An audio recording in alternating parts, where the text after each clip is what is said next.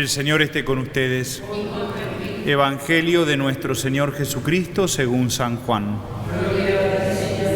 Jesús resucitado se apareció otra vez a los discípulos a orillas del mar de Tiberíades. Sucedió así. Estaban juntos Simón Pedro, Tomás, llamado el Mellizo, Natanael, el de Caná de Galilea, los hijos de Zebedeo y otros 2 discípulos. Simón Pedro le dijo: «Voy a pescar». Ellos le respondieron: «Vamos también nosotros». Salieron y subieron a la barca, pero esa noche no pescaron nada. Al amanecer, Jesús estaba en la orilla, aunque los discípulos no sabían que era Él. Jesús les dijo: «Muchachos, ¿tienen algo para comer?». Ellos respondieron: «No». Él les dijo: «Tiren la red a la derecha de la barca y encontrarán». Ellos la tiraron y se llenó tanto de peces que no podían arrastrarla. El discípulo al que Jesús amaba dijo a Pedro: «Es el Señor». Cuando Simón Pedro oyó que era el Señor, se ciñó la túnica, que era lo único que llevaba puesto, y se tiró al agua. Los otros discípulos fueron en la barca, arrastrando la red con los peces, porque estaban solo a unos 100 metros de la orilla. Al bajar a tierra vieron que había fuego preparado, un pescado sobre las brasas y pan. Jesús les dijo: «Traigan alguno de los pescados que acaban de sacar». Simón Pedro subió a la barca y sacó la red a tierra, llena de peces grandes. Eran 153 y a pesar de ser tantos, la red no se rompió. Jesús les dijo: «Vengan a comer». Ninguno de los discípulos se atrevía a preguntarle: «¿Quién eres?», porque sabían que era el Señor. Jesús se acercó, tomó el pan y se lo dio, e hizo lo mismo con el pescado. Esta fue la tercera vez que Jesús resucitado se apareció a sus discípulos. Palabra del Señor.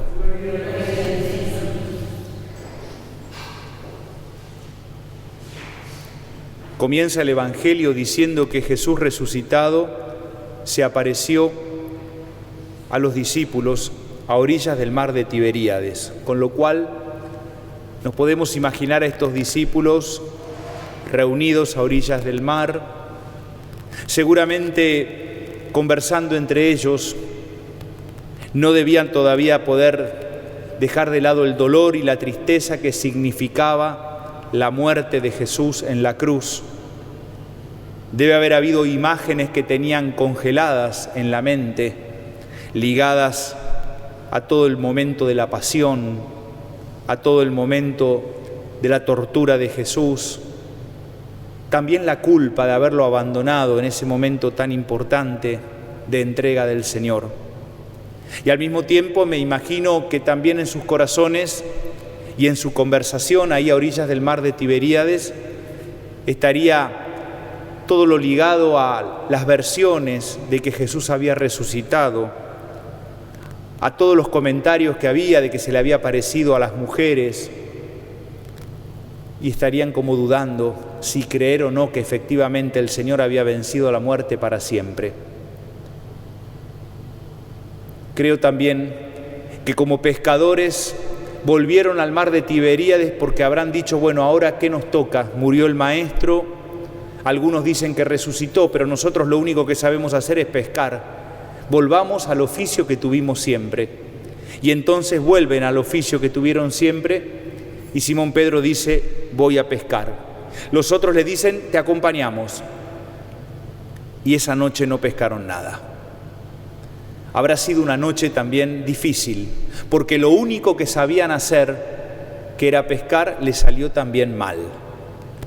Con lo cual, si había culpa porque lo habían abandonado al Señor, si había tristeza porque tenían todavía en su corazón las imágenes de la pasión, si había dudas porque algunos tenían la versión de que había resucitado, ahora hay que sumarle que se sientan verdaderamente inútiles, porque ni siquiera aquel oficio que sabían desde jóvenes lo podían hacer bien.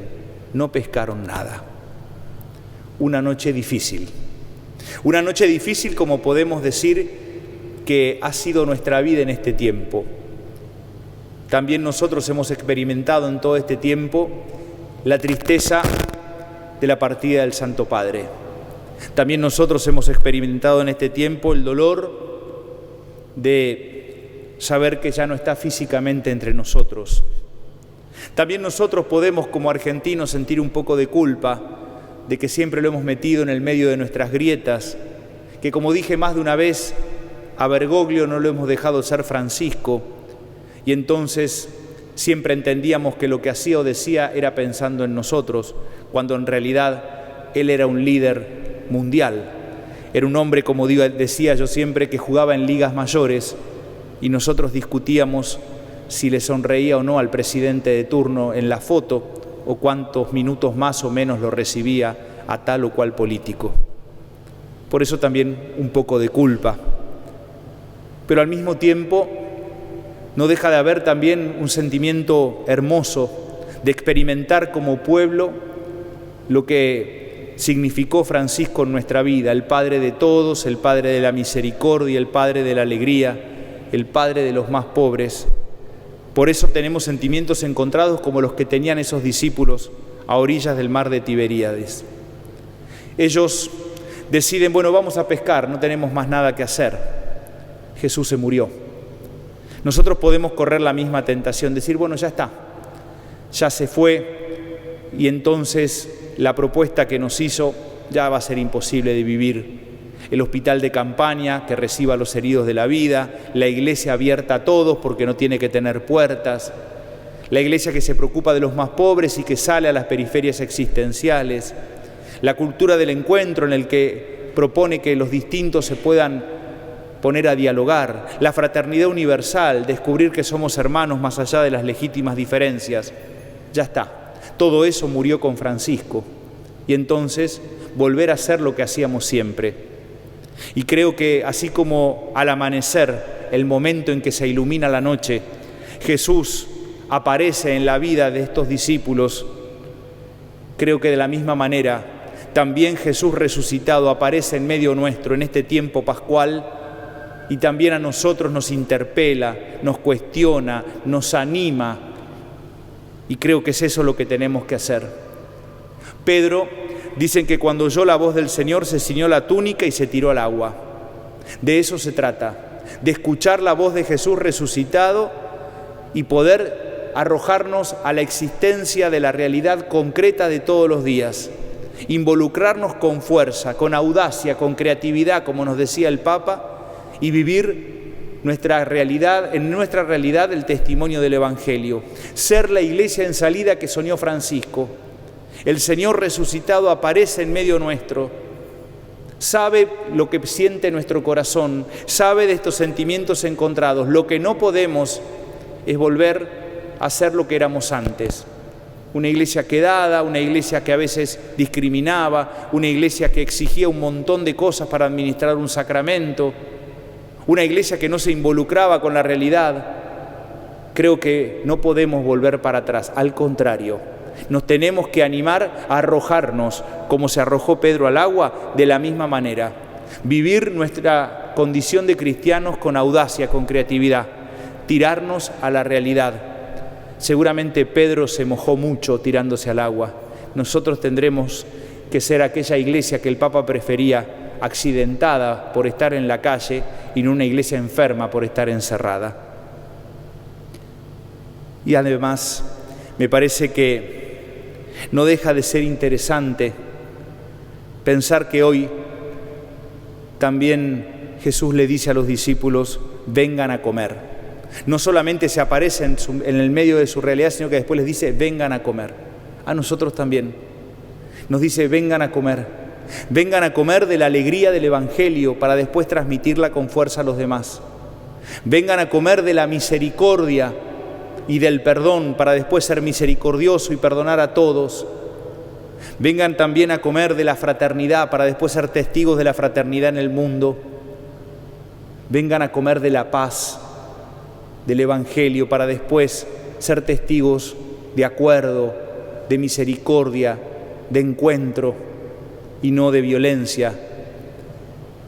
Pidámosle al Señor en este tiempo pascual que se siga apareciendo en nuestra vida. Le damos gracias por el testimonio del Papa Francisco.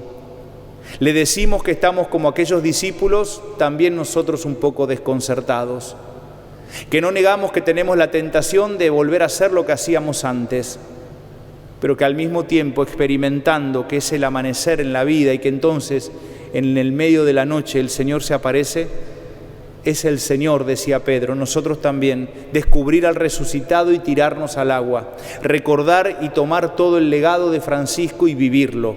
Ese es el mejor homenaje. Seguramente habrá muchos que le quieren poner los nombres a las avenidas, a algún lugar en especial, a una estación de tren, a un barrio, pero el mejor homenaje no es ponerle el nombre Papa Francisco, el mejor homenaje es vivir lo que Él nos enseñó a lo largo de tantos años, concretar su magisterio.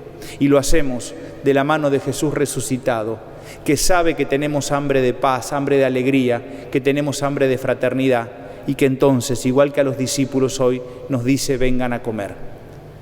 Imaginémonos como pueblo todos unidos en torno a Jesús.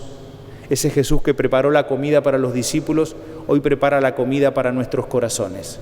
Y reunidos en torno al Señor, realimentar la vida, reiniciarnos como si fuéramos un celular que necesita cargar la batería y salir con mucho impulso a anunciar al Dios de la vida, a anunciar la alegría del Evangelio, por la cual Francisco entregó todo su amor y toda su vida por la Iglesia. Amén.